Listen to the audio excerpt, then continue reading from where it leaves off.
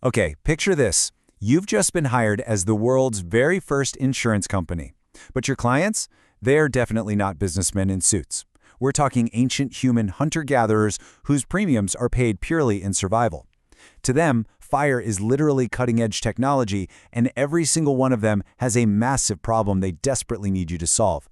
Welcome to this explainer on ancient risk management.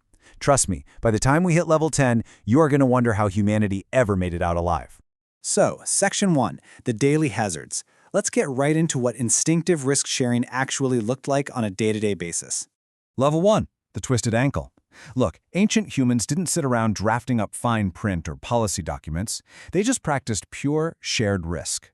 We're starting the clock with a pretty easy claim here. A gatherer is running through the forest, comes down hard on a jagged rock, and severely rolls her ankle. Now, in the modern world, right, that's just a minor inconvenience.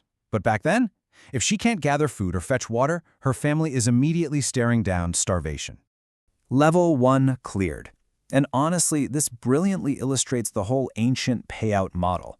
The payout here is incredibly simple. The community automatically rotates to cover her duties, without even a second thought. Someone brings her food, someone else fetches the water, and boom, within a week, she's back on her feet. The cost to the overall group is absolutely minimal. This is the baseline of community support. But things definitely escalate. Level 2, the broken spear. A panicked hunter bursts into camp because his primary hunting spear just snapped clean in half during a chase. Boom, our very first property damage claim. Without that spear, he literally cannot hunt. And without hunting, his family's protein supply instantly drops to zero. Now remember, ancient payouts were never about money. They were all about time, skill, and shared labor. So the group immediately springs into action. One guy finds a perfectly straight wood shaft, someone else sources a razor-sharp flint tip, and another binds the whole thing tightly with animal sinew. In just a matter of hours, the weapon is fully repaired and the hunter is back to providing. Level 2, cleared. Moving on to Section 2, the provider's crisis. The stakes jump dramatically right here. Level 3, the failed hunt.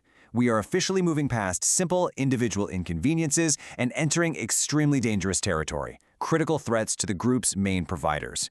Picture a hunting party that's been out for 3 straight days and comes back with absolutely nothing. No animals, no food. Back at camp, families are stretching their last tiny scraps, which triggers a deeply tense, incredibly high-stakes resource distribution claim.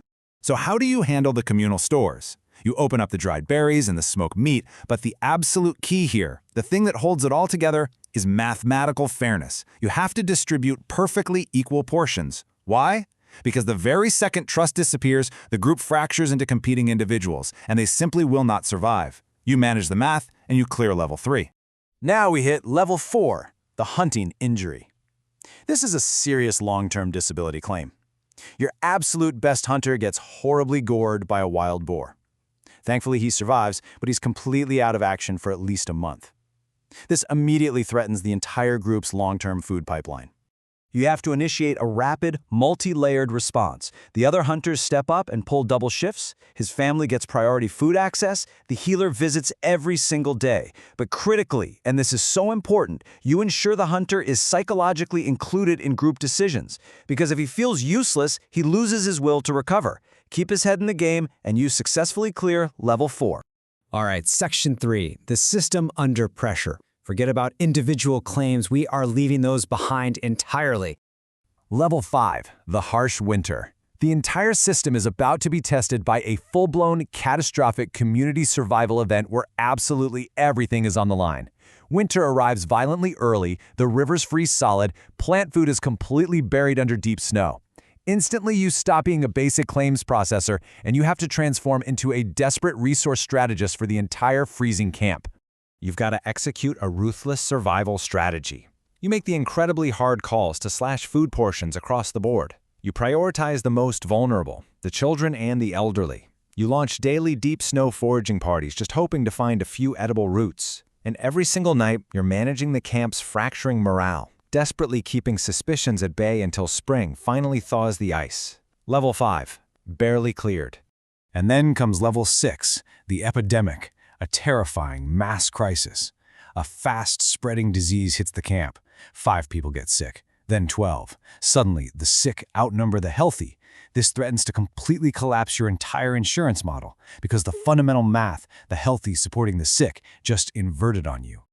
You immediately shift into a ruthless emergency triage mode. You identify the critically ill and throw everything you have at saving them, but your primary job, it's to desperately shield your remaining healthy workers from total burnout. You isolate the sickest individuals just to stop the spread. It's a frantic, completely exhausting balancing act.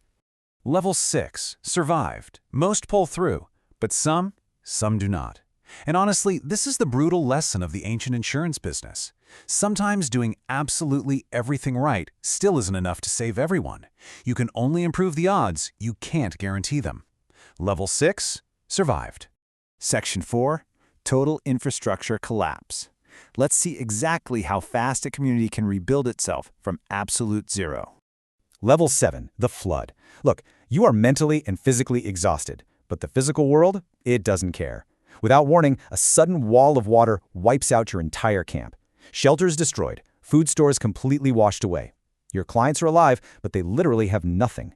You launch this frantic, synchronized rebuilding effort, but your real enemy here is group panic. You have to hold their minds together while they physically rebuild their world out of the mud. Level 7 cleared. Just as you get the shelters back up, Level 8, the rival group walks right in. A competing, starving group of surviving strangers enters your territory. They are desperate, and they're after your hunting grounds and your water. This pushes your internal, trust-based system to its absolute breaking point. Here is your ultimate strategic choice.